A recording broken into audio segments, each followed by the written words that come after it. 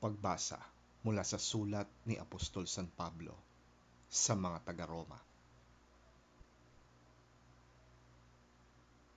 Kung ipahahayag ng iyong labi na si Jesus ay Panginoon at buong puso kang sasampalataya na siya'y muling binuhay ng Diyos, maliligtas ka.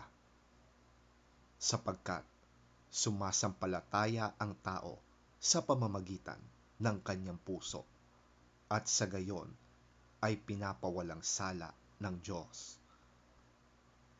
Nagpapahayag naman siya sa pamamagitan ng kanyang labi at sa gayon ay naliligtas. Sinabi nga ng kasulatan, walang sino mang sumasampalataya sa kanya ang mapapahiya. Kaya't walang pagkakaiba ang katayuan ng Hudyo at ng Hentil. Iisa ang Panginoon ng lahat at siya'y masaganang nagbibigay sa lahat ng tumatawag sa Kanya. Dahil sinasabi sa kasulatan, maliligtas ang lahat ng tumatawag sa Panginoon.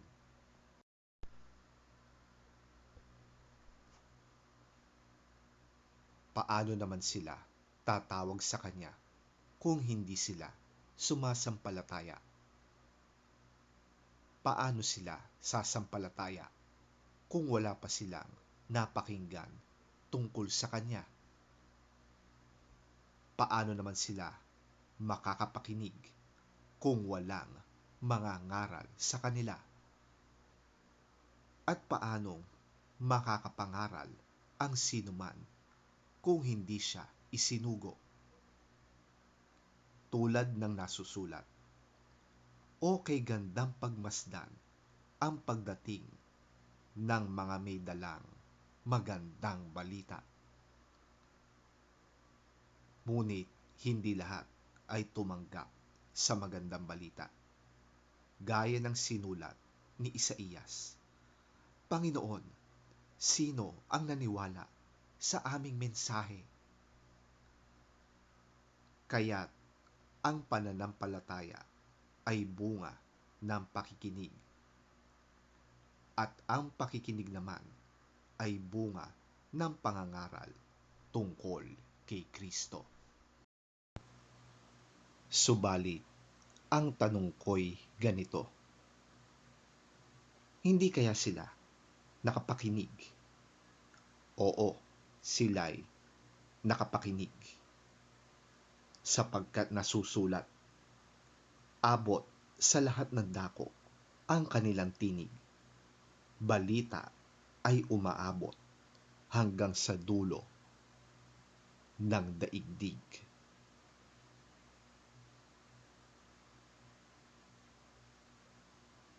Ang salita ng Diyos. Salamat sa Diyos.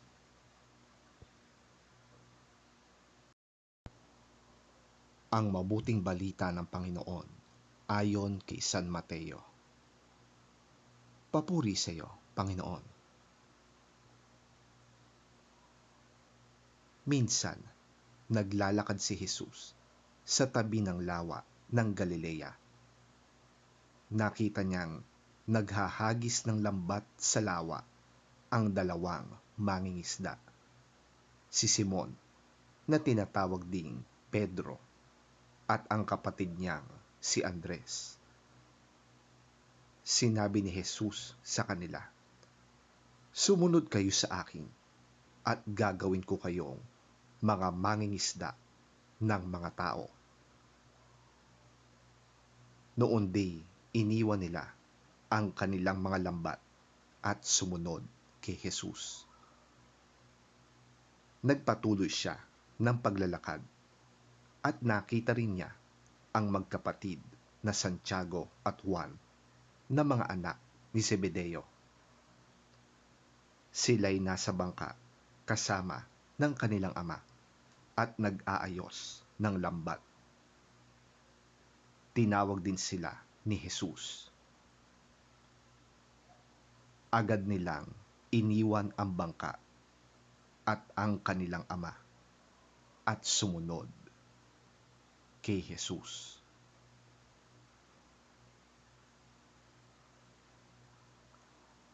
Ang mabuting balita ng ating Panginoon. Pinupuri ka namin, Panginoong Hesukristo.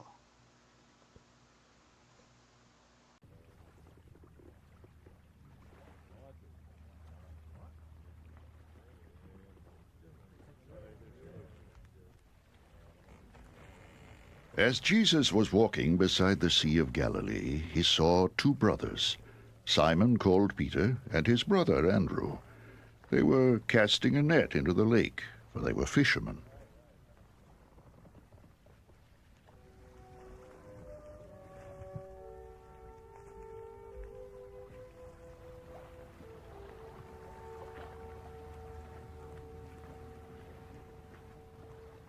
Come follow me, Jesus said, and I will make you fishers of men.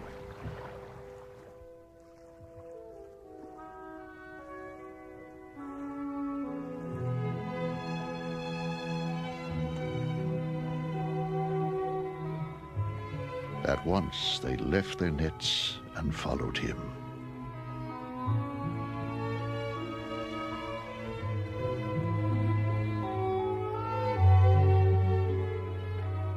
Going on from there, he saw two other brothers, James, son of Zebedee, and his brother John. They were in a boat with their father Zebedee, preparing their nets.